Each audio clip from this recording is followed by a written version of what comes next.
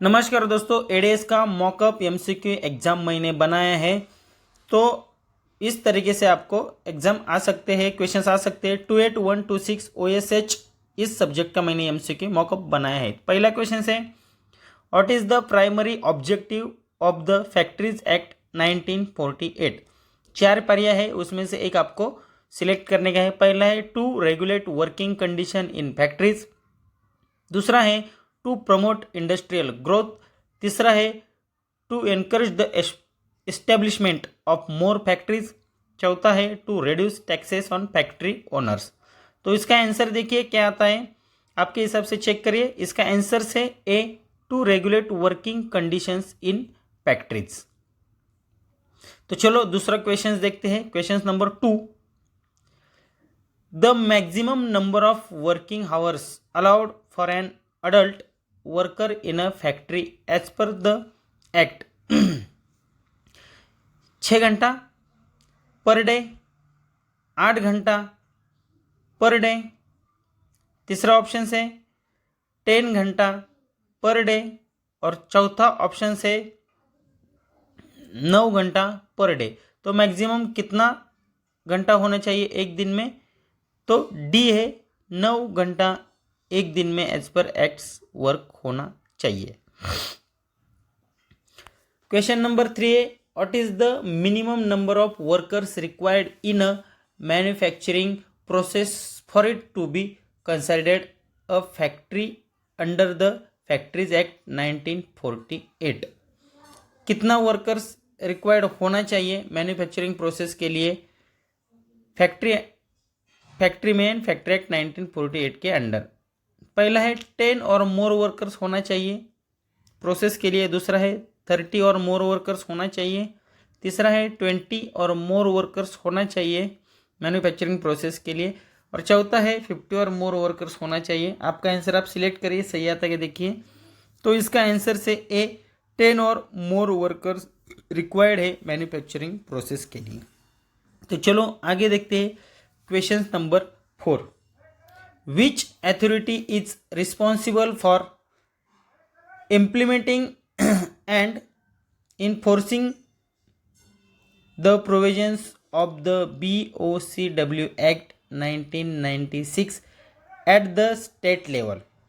तो पहला ऑप्शन है ministry of labour and employment government of India, दूसरा है central building and other construction workers welfare board, तीसरा है state building and other construction workers welfare board, और चौथा है ministry of housing and urban affairs governments of India. तो इसका answer से C, state building and other construction workers. आगे देखते हैं। Question number 5, what is the primary purpose of the contract labour regulation and abolition act 1970? तो पहला है to promote the employment of contract labours, दूसरा है to regulate the employment of contract labours and ensure their welfare. आगे देखते हैं।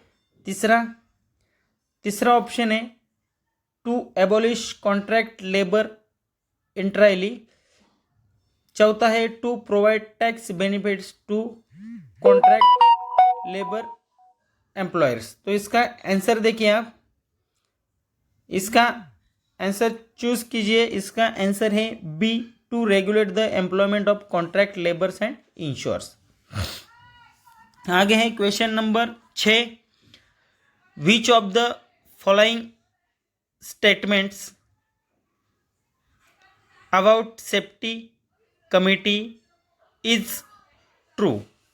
Which of the following statements of about safety committee is true?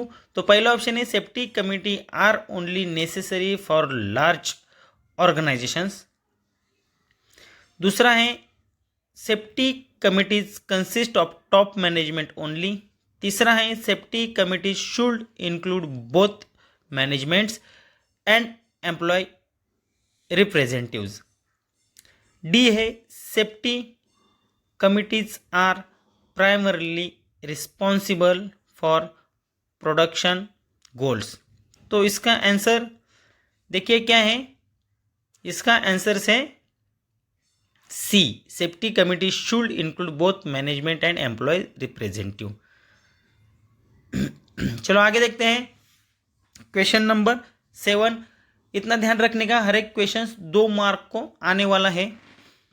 70 marks के exam में 35 question आएंगे। तो 7 number का क्वेश्चन है, what is the recommended frequency of conducting safety drills and exercise in an industrial setting.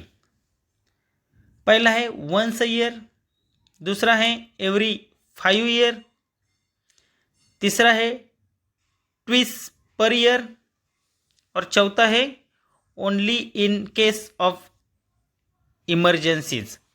तो इसका answer है twice per year सी।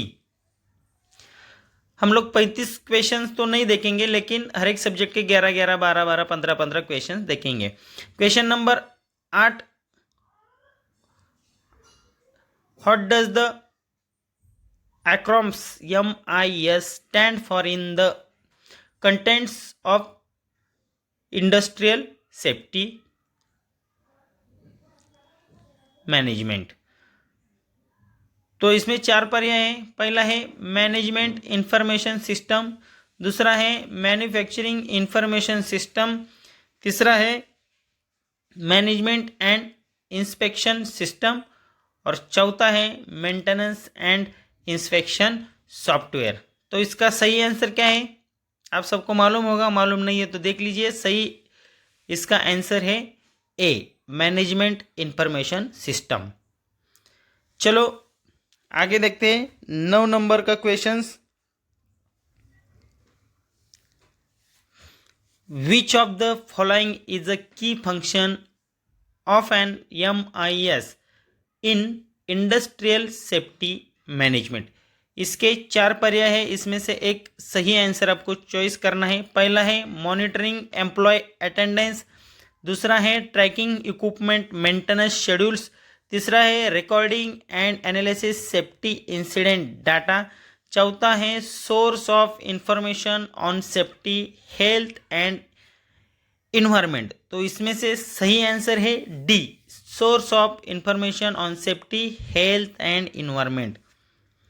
तो चलो आगे 10 नंबर का क्वेश्चन देखते हैं।